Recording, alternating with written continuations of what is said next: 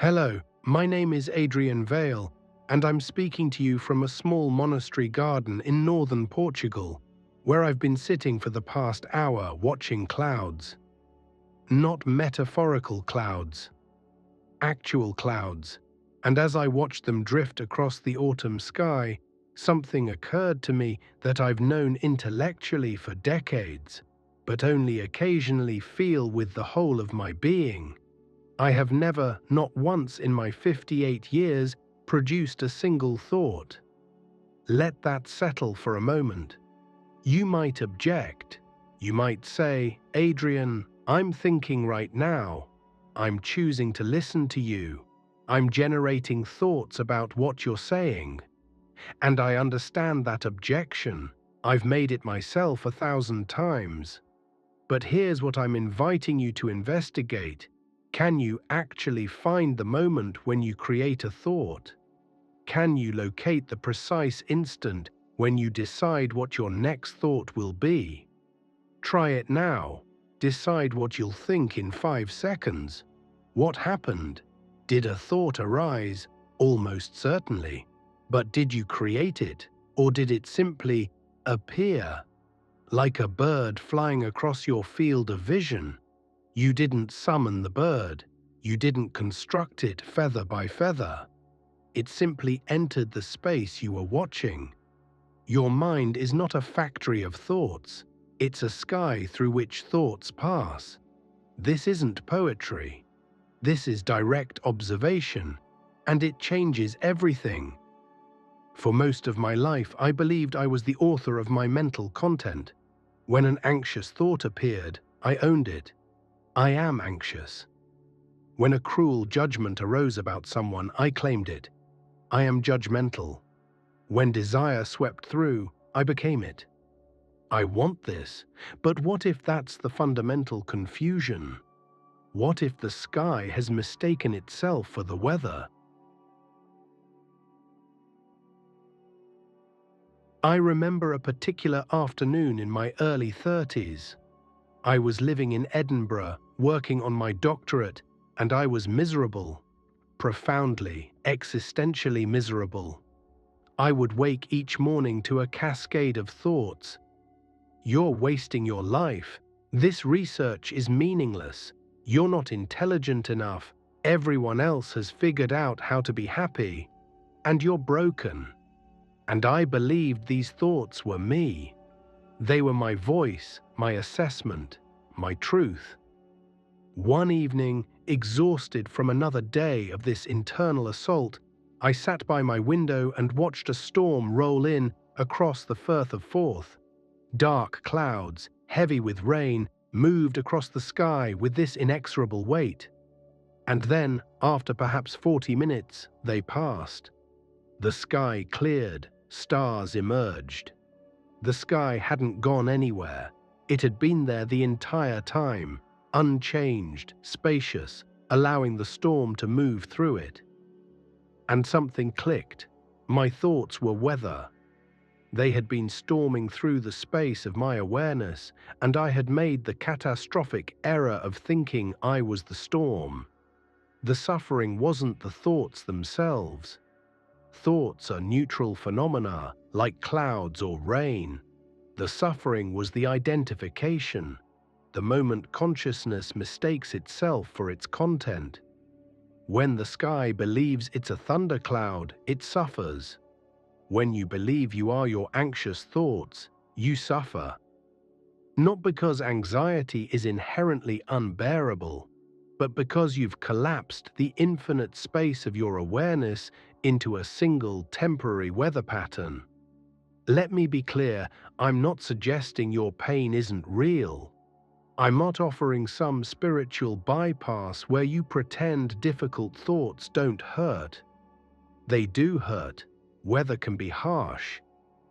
But there's a difference between experiencing a storm and being the storm.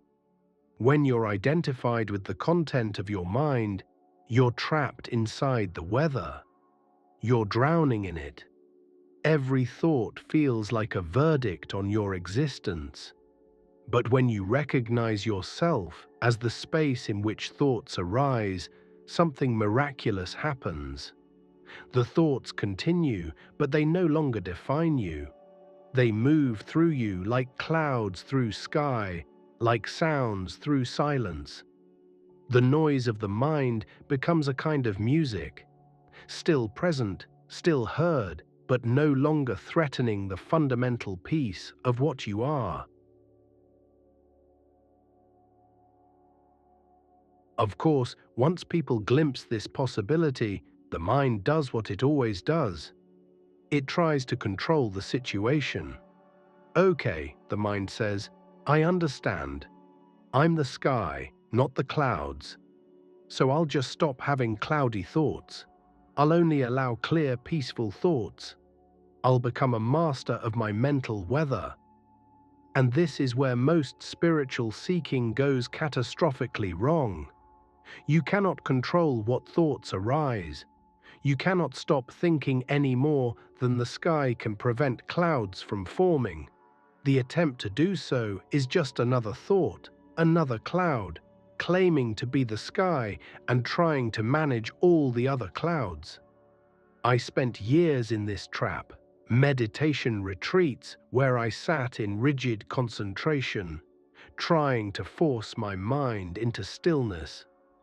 Affirmation practices where I attempted to replace negative thoughts with positive ones. Cognitive techniques where I argued with my thoughts, trying to prove them wrong. All of it was the same fundamental error, the belief that I, as a separate self, could control the weather of consciousness. But here's what I eventually discovered. You don't need to stop thoughts, you need to stop claiming them. There's a profound difference. When a thought arises, let's say, I'm not good enough, you have two options. You can contract around it, claim it as yours, and begin the familiar process of either believing it or fighting it. Or you can simply notice it. Ah, the not good enough thought. There it is again. Not your thought, not a truth about you, just a thought, a cloud passing through. And when you stop claiming thoughts, something extraordinary happens. They lose their power. Not because you've defeated them or transcended them, but because you've stopped feeding them with identification. A thought without an owner is like a wave without an ocean. It simply dissolves back into the space from which it arose. I'm not suggesting this is easy. The habit of identification is ancient and deep. We've been claiming thoughts as mine for so long that it feels like the most natural thing in the world. But it's not natural, it's learned. And what's learned can be unlearned. The practice isn't to stop thinking. The practice is to notice the space in which thinking happens, to become curious about the awareness that's present before, during, and after every thought. Who is aware of the thought, I'm not good enough?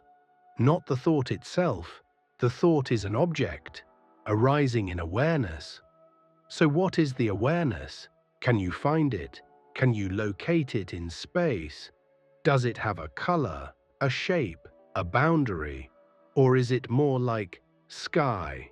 Vast, open, unchanging, allowing everything to appear and disappear within it. There's a common misconception that awakening, enlightenment, or whatever you want to call it, means achieving a state of permanent mental silence, no more thoughts, just blissful emptiness. But that's not what I'm pointing to. And frankly, that's not what the great contemplative traditions point to either. Despite how they're often misunderstood, the silence I'm speaking of isn't the absence of sound, it's the space in which sound occurs. Right now you can hear my voice, but you can also hear the silence that contains my voice. The silence doesn't disappear when I speak. It's always here, vast and present, allowing every word to arise and dissolve. Your awareness is like that silence. Thoughts arise in it, emotions move through it, sensations appear in it. But the awareness itself is never disturbed, it's never threatened, it's never diminished.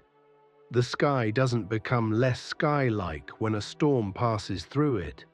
Silence doesn't become less silent when music plays within it.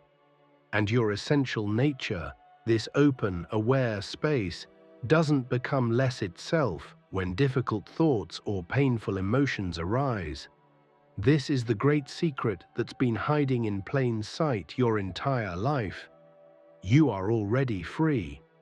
Not free from thoughts and feelings, but free as the space in which they appear. The suffering comes from forgetting this, from collapsing into the content, from believing that you are the weather rather than the sky.